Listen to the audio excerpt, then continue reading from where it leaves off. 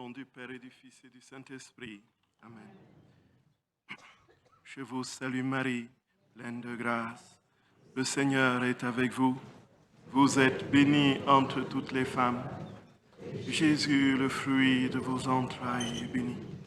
Sainte Marie, Mère de Dieu, priez pour nos pauvres pécheurs, maintenant et à l'heure de notre mort. Amen. Au nom du Père et du Fils et du Saint-Esprit. Amen. Voilà, chers frères et sœurs bien-aimés dans le Seigneur, nous rendons de vives actions de grâce à notre Dieu qui, de toute éternité, nous a choisis, comme dit Saint Paul dans l'Épître aux Éphésiens, pour que nous participions pleinement à sa nature divine.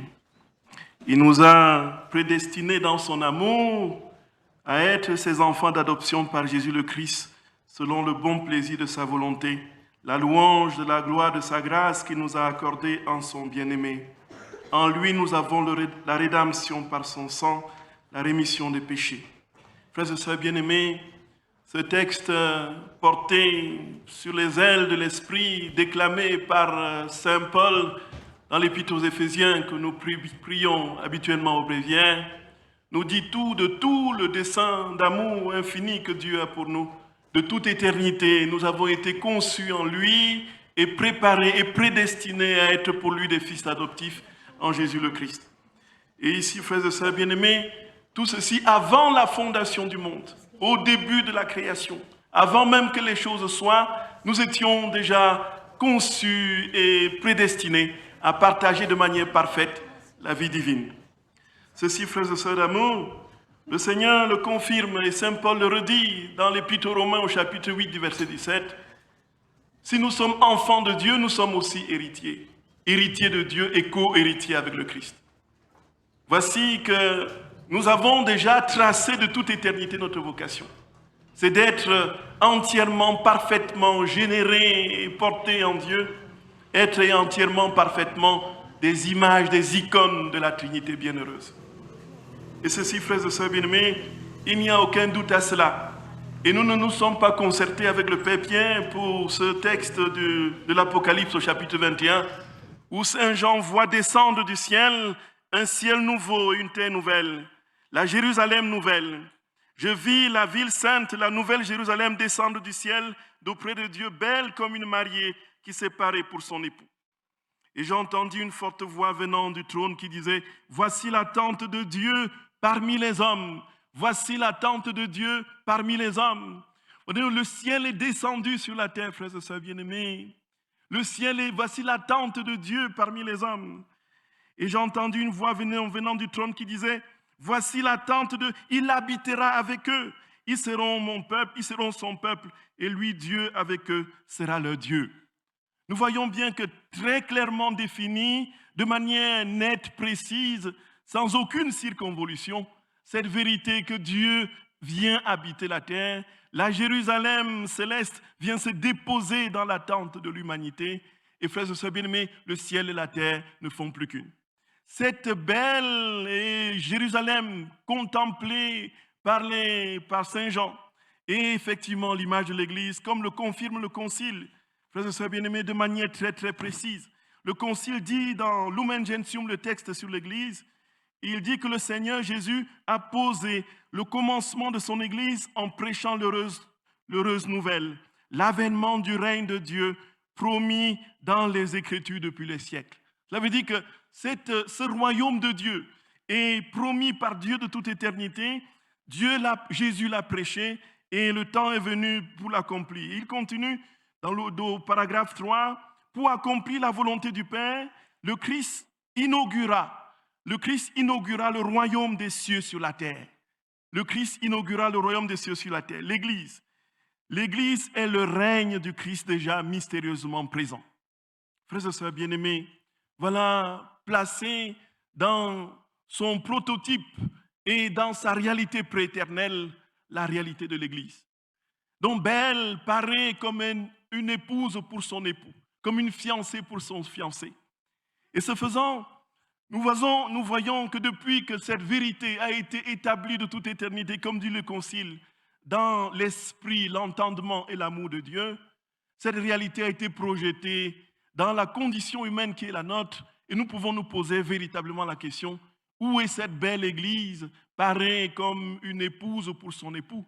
Où est cette fiancée qui attend, bardée de toutes ces beaux atouts pour attendre celui, l'agneau immolé? Où est cette belle église?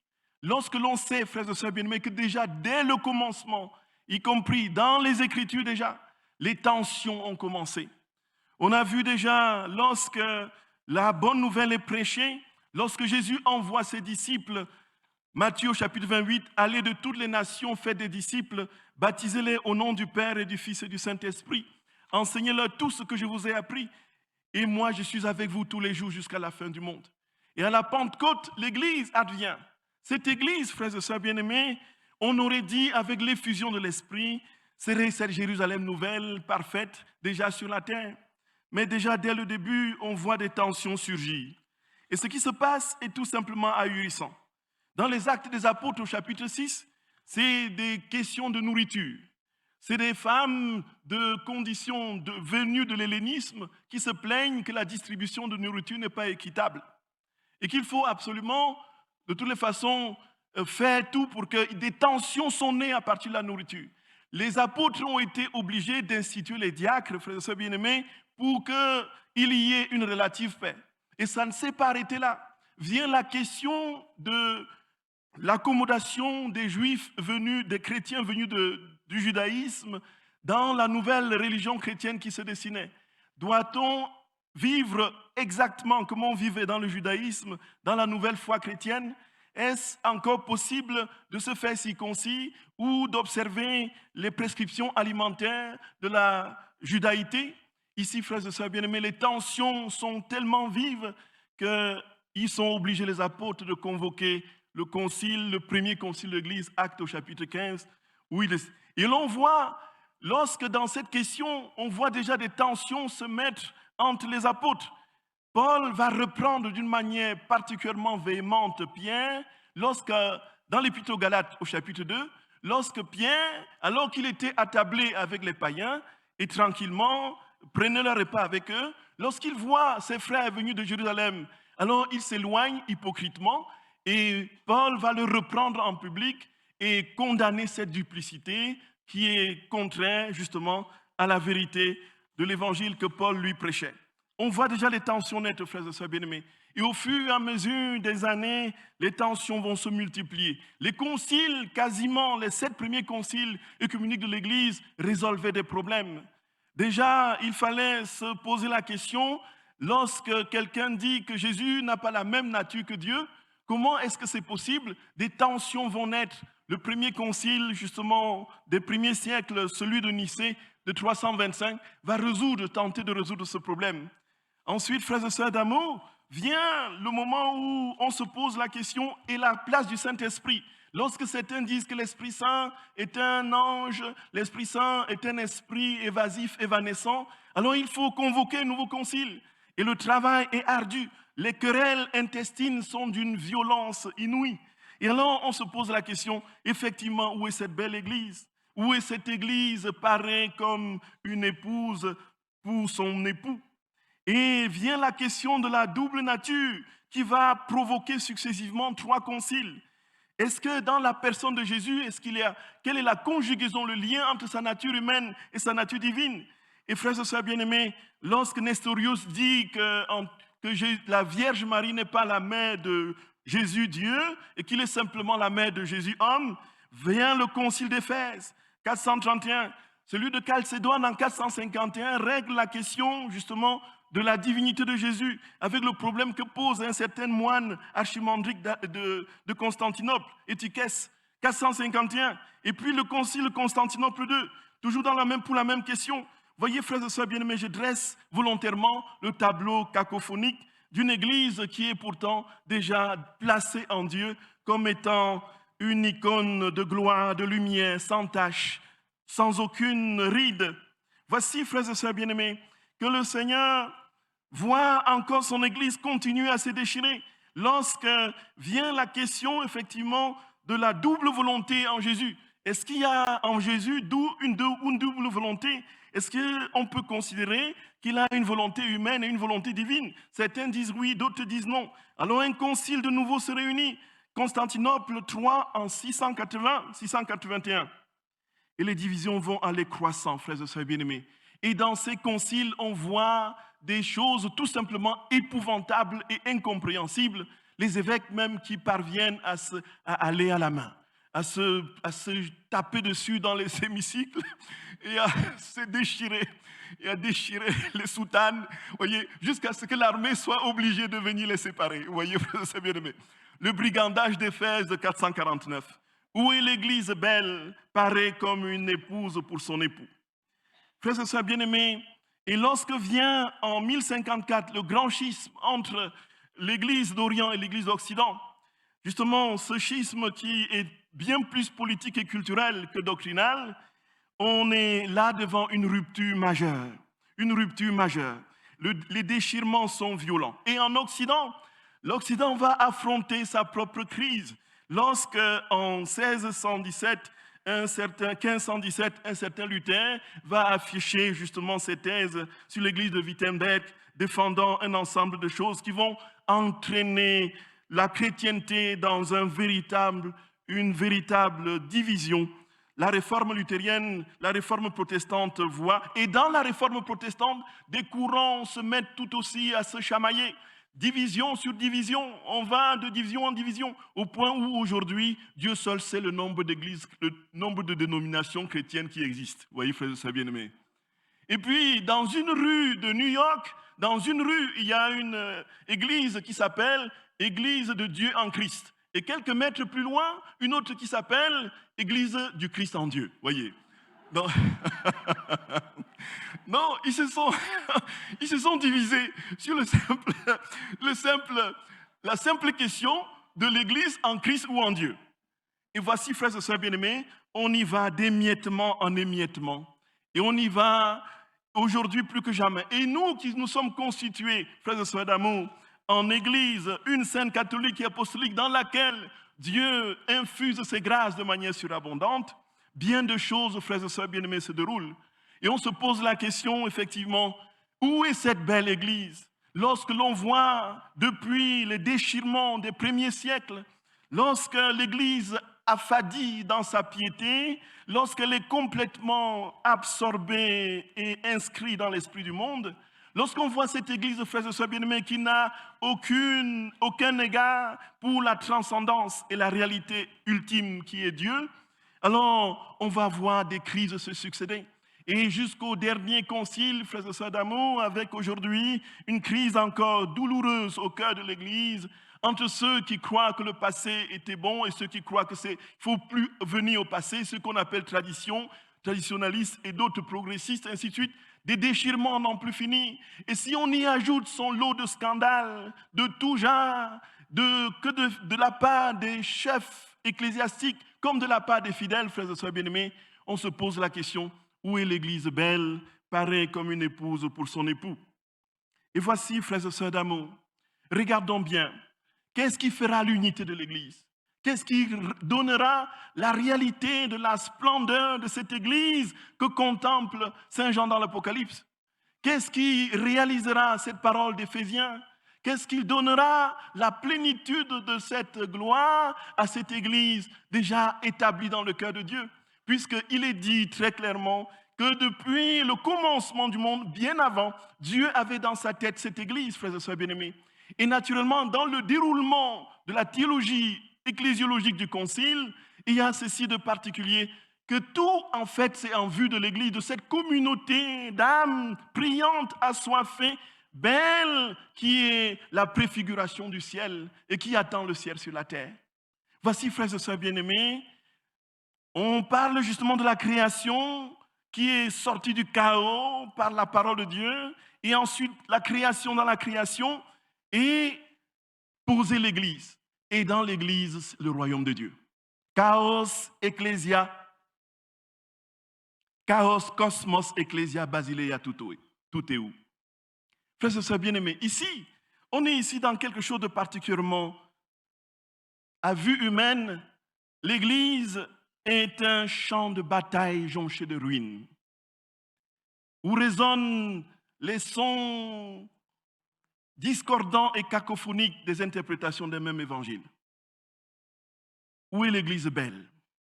Frères et sœurs, avant d'entrer dans l'hypothèse et la proposition que je vous fais de cette unité de l'Église dans sa perfection, comme Dieu l'a voulu et comme il nous l'a montré, et comme il a dit que cela sera, voyons à peu près comment cette Église, frères et sœurs bien-aimés, au cours de l'histoire, dans les différentes péripéties dangereuses et particulièrement violentes, s'en est sortie. Frères et sœurs d'amour, au Moyen-Âge, François d'Assise se convertit dans des conditions particulièrement dans une église qui avait complètement perdu la foi. C'est une église superficielle, où les chefs ecclésiastiques se pavanent dans des calèches, où ils font bonne chère, où les chrétiens se tournent vers les hérésies, où il y a une sorte au point où il est complètement impossible à ce moment, à vue humaine, de penser que l'Église survivra. Voici que, alors qu'il prend le chemin sinueux et va dans cette église Saint-Damien à Assise, il s'agenouille devant cette croix byzantine que nous connaissons, et le Christ qui se meut, qui va se mouvoir sur la croix et lui dit par 3 fois, François, va rebâtir mon église qui tombe en ruine. François, va rebâtir mon église qui tombe en ruine. François, va rebâtir mon église qui tombe en ruine. Et on peut se poser la question, frères et sœurs bien-aimés, et François, lui, qui prend la chose au premier degré, va lui aller chercher déjà vendre les pièces de son père et les pièces de tissu de son père, et avec l'argent, il va acheter des cailloux et puis du ciment, il va refaire, n'est-ce pas, de manière littérale, l'église de Saint-Damien, la petite chapelle, jusqu'à ce qu'il comprenne que le Seigneur voulait qu'il rebâtisse autrement cette église. Et voici ce qui se passe, frères et sœurs bien-aimés.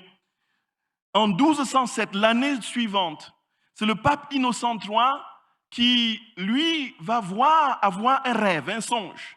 Et le pape Innocent III, qu'est-ce qu'il voit, frères et sœurs d'amour? Il voit la basilique Saint-Jean de Latran, qui est le symbole même de l'Église universelle. Frères et sœurs, qui est la cathédrale, justement, du pape. C'est cette église qui est en train de s'effondrer. Et qu'est-ce qu'il voit? Il voit un jeune, pauvre, pouilleux, religieux, c'est lui qui est en train de soutenir les murs pour que cette église ne s'effondre pas. Et Benoît XVI, quand il commente ce passage, il dit, en fait, le pape Innocent III, c'était quelqu'un de féru de théologie. Il avait une forte et très grande et vaste culture intellectuelle. Il avait des connaissances en n'en plus fini sur le monde culturel, politique. Il avait un pouvoir politique réel. Il était pape. Mais ce n'est pas lui qui a réussi à sauver l'Église. C'est un pauvre. Et qui était François d'Assise, frères et sœurs bien-aimés? François d'Assise était une icône du Christ. Il était uni au Seigneur de manière singulière et particulière.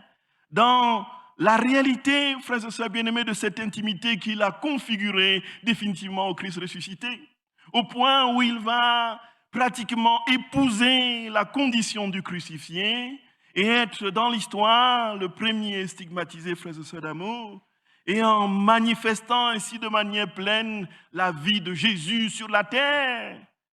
Jésus est capable de prendre forme en nous, et frères et sœurs bien-aimés, je vais en venir plus concrètement dans les minutes qui suivent. Jésus est capable de prendre forme en nous et de sauver son Église. Et lorsqu'on comprend une situation similaire se produit, frères et sœurs, avec le schisme d'Occident, qui a duré 40 ans, 2 successions apostoliques à Rome et à Avignon. On a vu bien de situations conflictuelles absolument épouvantables. 40 ans durant, on ne pouvait pas parier sur l'unité probable d'une Église, comme on peut encore le vivre timidement aujourd'hui. Ici, frères et sœurs bien-aimés, qui est-ce que Dieu choisit? Qui est-ce que Dieu se choisit? Il choisit justement une pauvre tertiaire dominicaine, sans beaucoup de bagages, intellectuelle, à qui Dieu, Jésus lui-même a appris à écrire. Voilà, frères et sœurs bien-aimés, à lire. Et il se le choisit pour réconcilier les deux papautés. Et alors, Sainte Catherine de Sienne va se rendre à Avignon après avoir écrit des lettres aux cardinaux et aux évêques pour demander allégeance au pape Grégoire XI, dans un contexte de lutte politique et de conflits internes à l'Église. Lorsque la ville de Florence, fortement opposée au pape, l'oblige à fuir en Avignon, la succession continue et les deux papes qui sont sur les deux trônes se disent tous les deux antipapes, renvoient, disent que l'autre est antipape. Et c'est cette pauvre fille qui va, en écrivant des lettres, en tentant de les amener à faire allégeance au pape légitime, va se rendre à Avignon, convaincre Grégoire XI, frères et sœurs bien-aimés, de retourner à Rome. Et c'est alors que 40 ans de schisme prennent fin. Dieu, qui a-t-il choisi? A-t-il choisi un docteur en théologie?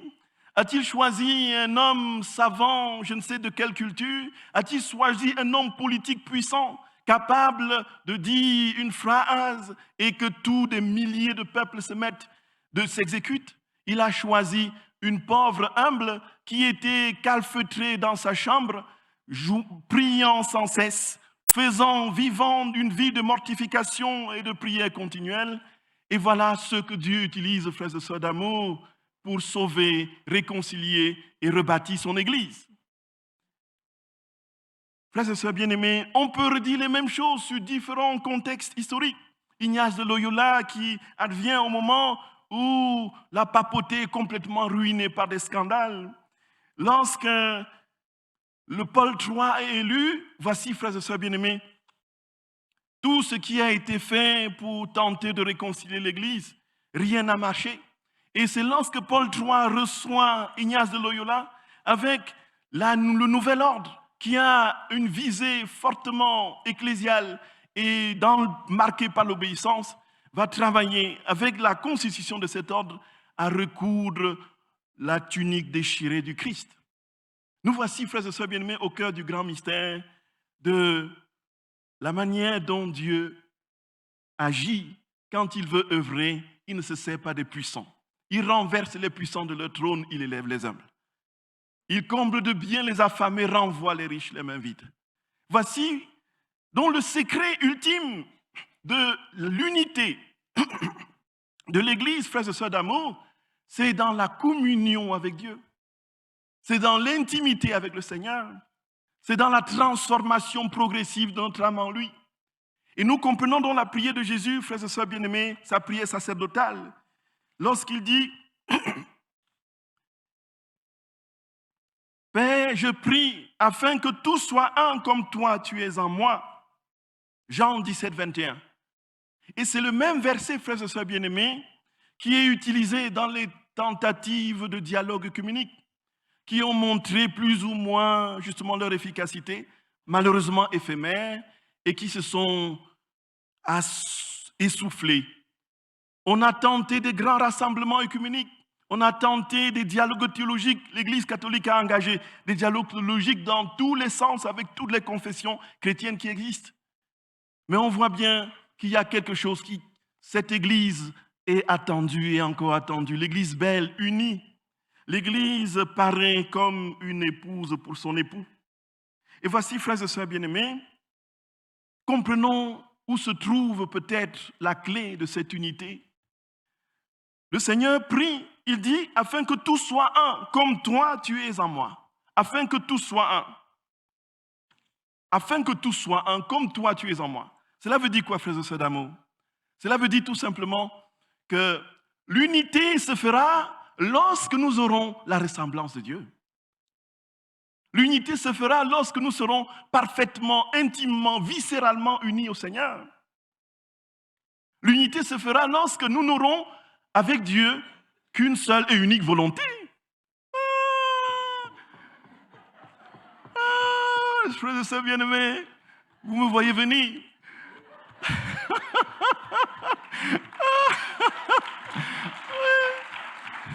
Voyez, frères et sœurs bien-aimés, l'unité, Jésus dit, afin que tout soit un, comme toi, Père, tu es en moi. Et il dit très clairement, frères et sœurs bien-aimés, Père Saint, garde-les dans ton amour que tu m'as donné, pour qu'ils soient un comme nous.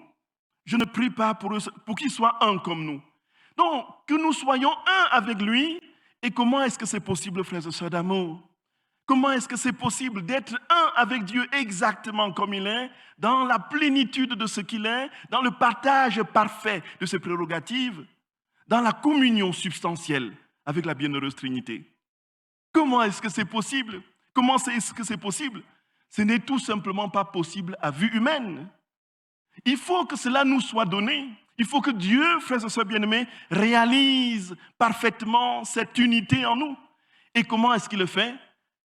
Il dit, frères et sœurs d'amour, à cette servante de Dieu, Luisa Picaretta, que j'ai la joie d'étudier depuis un certain temps, que ça se fera, ce sera un cadeau. Un cadeau.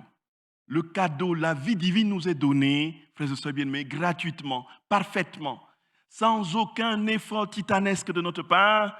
Il nous est donné en cadeau. Il suffit, frères et sœurs d'amour, de le désirer. Donc il y a deux exigences, simplement. Là où nous avions un ensemble de travail absolument terrible dans l'ordre des mortifications, des macérations et toutes sortes de pénitences pour tenter d'obtenir, de voir la grâce sanctifiante se déployer librement en nous, Jésus nous dit aujourd'hui, mon enfant, tu peux être en train de prendre ton café et je prends mon café en toi. Voyez? Ah, voyez ça, c'est fou. C'est fou, frères et sœurs bien-aimés. Tu peux être en train de marcher, de t'amuser, de faire tes jeux de société. Et je le fais avec toi. Et je te donne le ciel. Je fais descendre le ciel sur la terre. Au moment où tu es en train de le faire, tout simplement parce que je suis en toi et je fais cela en toi. Parce que tu m'as donné ta volonté. Ta volonté a communié à la mienne. Frères et sœurs d'amour, le Seigneur dit dans les écrits des mystiques du Carmel, les maîtres spirituels qui nous ont inspirés de manière particulièrement puissante dans l'ordre de cette intimité avec le Seigneur, on voit ces vérités se dessiner. Et encore de manière plus proéminente chez Sainte Élisabeth de la Trinité, lorsqu'elle demande que la Trinité bienheureuse vienne l'instituer, l'investir et lui donner toute la parfaite ressemblance. Et qu'elle soit le prolongement, une humanité de surcroît. Il s'ensuit, frères et sœurs bien-aimés, que notre âme est disposée à contenir la Trinité. Nous sommes en capacité d'être des êtres trinitaires. Voyez, si nous ouvrons notre cœur largement, si nous sommes totalement épanouis dans ce don et cette totale dépossession de nous-mêmes, frères et sœurs bien-aimés, la Trinité vient nous investir et nous devenons des êtres trinitaires. Nous devenons tous des petits Jésus. Voyez, nous devenons tous de cet esprit. Voyez, quand nous serons véritablement remplis de cette vérité, de cette plénitude de la vie de Dieu, frères et sœurs bien-aimés, alors chacun sera le petit Jésus qui va, frères et sœurs d'amour, rebâtir, restaurer et reconstruire l'Église. Voyez, l'unité sera donc pas à chercher, frères et sœurs d'amour, dans des stratégies politico-religieuses. Ce ne sera pas à chercher dans des grandes activités. Ce ne sera pas à chercher dans des rassemblements œcuméniques ou des dialogues théologiques où on tente de rafistoler le peu qu'on peut tout en gardant le strict respect pour l'autre pour ne pas, l'offenser. Il ne faut pas marcher sur ces plates-bandes parce qu'on risque de le heurter, de le blesser. Où est la vérité, l'impossibilité de se retrouver dans une unique vérité substantielle. Ici, frères et sœurs bien-aimés, Jésus dit, au fur et à mesure que les âmes seront remplies de moi, au fur et à mesure qu'ils auront mon visage, au fur et à mesure qu'ils auront mes lèvres pour parler, au fur et à mesure qu'ils auront mes oreilles pour écouter, au fur et à mesure qu'ils auront mes pieds pour marcher, au fur et à mesure qu'ils auront mes mains pour agir, l'unité ne sera plus qu'une question de formalité. Voyez, frères et sœurs d'amour, Jésus verra Jésus en chacun. Voyez, nous, les Jésus, marcheront dans les rues et se reconnaîtront. Jésus, voyez, saluera Jésus, voyez. Oui, frères et sœurs bien-aimés. Oui. Et ces églises, les églises, les frontières s'évanouiront naturellement et de manière paisible, sans aucun conflit, sans aucun pourparler. Tout adviendra. Et nous comprenons, frères et sœurs d'amour, Jésus a dit que cela adviendra. Il ne peut pas avoir voulu son Église pour que cette Église sombre dans la ténèbre opaque de cette triste lamentation portée et structurée par les conflits interminables et par des scandales à n'en plus finir. Le Seigneur ne peut pas avoir prié son Père de restaurer son royaume sur la terre, dans son Église mystérieusement présente, s'il n'avait pas déjà réalisé parfaitement, frères et sœurs d'amour, cette vérité. Il dit à Luisa Picaretta qu'il a demandé, quand il a demandé à ses disciples de prier le Notre Père, il avait déjà obtenu son exaucement et sa réalité en lui, parce qu'il partage la même et unique volonté que son Père. Et comme ils ne peuvent pas être discordants, on ne peut pas dire, le Fils ne dit pas au Père, Père, quel est ton avis? Et le Père ne demande pas au Fils, Fils, quel est ton avis? Et le Fils dit, moi je pense plutôt comme ça, on peut plutôt voir comme ça. Ils ont une unique et parfaite volonté, une unique volonté qui est leur vie, qui les structure, qui les porte. Et comme il avait déjà obtenu cette prière de son Père, il a enseigné à ses disciples. Et dit depuis 2000 ans, ses disciples prient pour que vienne le règne, que ton nom soit sanctifié, que ton règne vienne, que ta volonté soit faite sur la terre comme au ciel. Voyez, frères et sœurs bien-aimés, que ta volonté soit faite sur la terre comme au ciel. Il s'ensuit, frères et sœurs bien-aimés, que dans cette vérité, le Seigneur dit, sinon j'aurais dit, Père, que garde mes fils, que le royaume que je suis venu inaugurer, qu'ils attendent que plus tard ils le réalisent. Parce que ce n'est pas réalisable ici-bas. Mais il a plutôt dit que ton règne vienne, que ta volonté soit faite sur la terre comme au ciel. Et Jésus dit à Luisa Picaretta que sa prière sera exaucée. Sa prière sera exaucée. Frères et sœurs bien-aimés, elle sera exaucée. Et comme nous l'avons entendu du Père Pierre, il faut on passe par la mort. Et la mort, frères et sœurs bien-aimés, c'est la mort de notre volonté propre.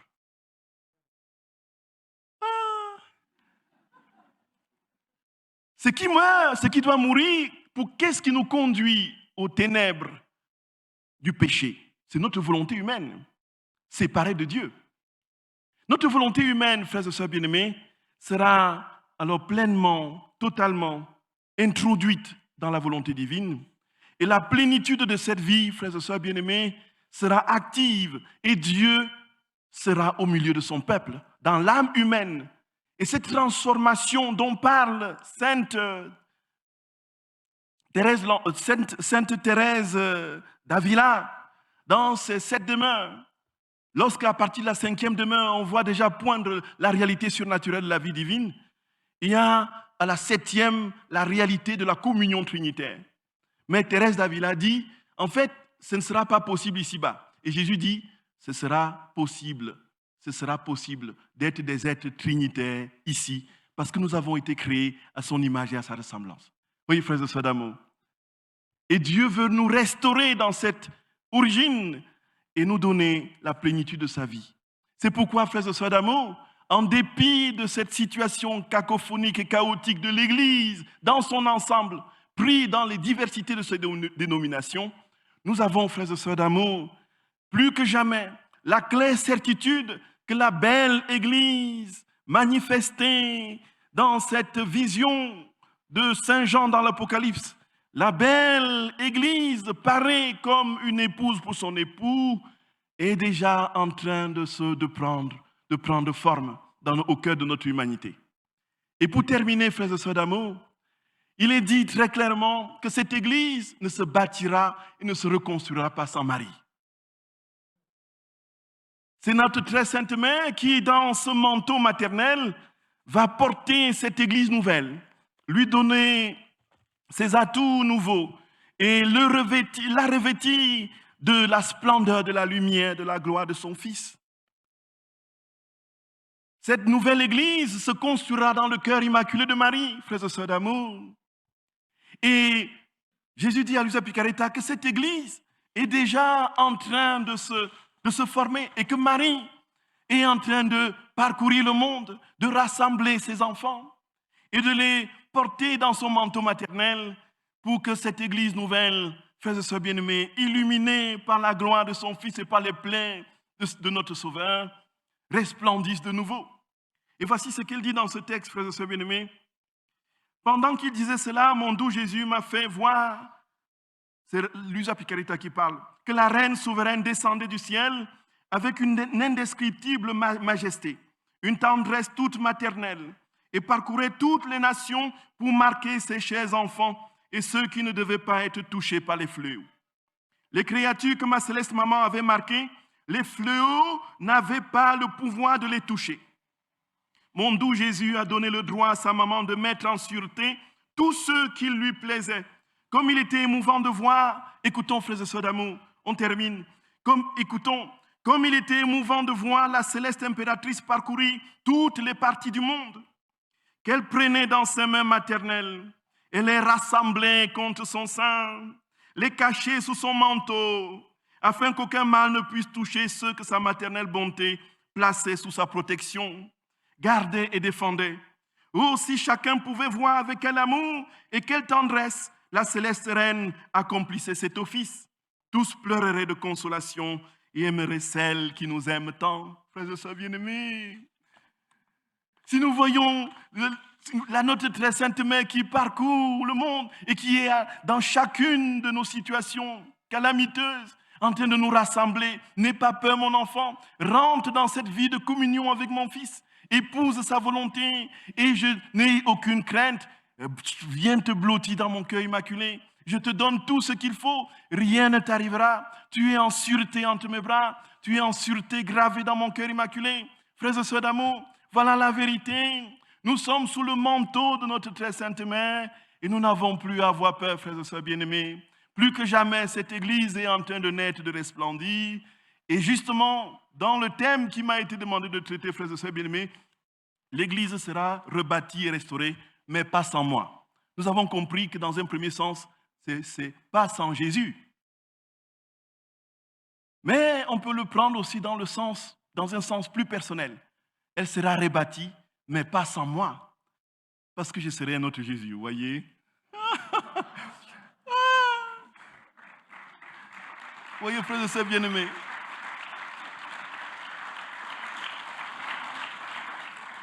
Et que pouvons-nous dire d'autres, frères et sœurs d'amour? Aimons Jésus, aimons le Seigneur. Blottissons-nous dans le manteau de sa très sainte mère et disons-lui, Seigneur, je te donne tout, tout ce que j'ai, tout ce que je suis, ma volonté, tout mon être, prends-le, Seigneur. Ma vie est à toi, fais d'elle ce qui te plaira. Je n'ai rien d'autre à gagner ici-bas, toi seul et toi seul, Seigneur. Et rappelons-nous ce que Saint Jésus dit à Saint Pierre, Matthieu 16, 18. Tu es pierre, et sur cette pierre, je bâtirai mon église. Les pouvoirs de la mort ne l'emporteront point contre elle. Tu es pierre, et sur cette pierre, je bâtirai mon église. Les pouvoirs de la mort ne l'emporteront point contre elle.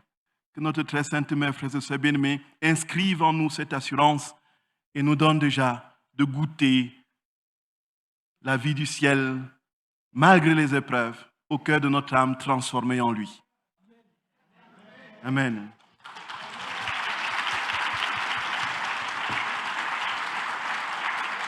Merci Père Gabriel Marie.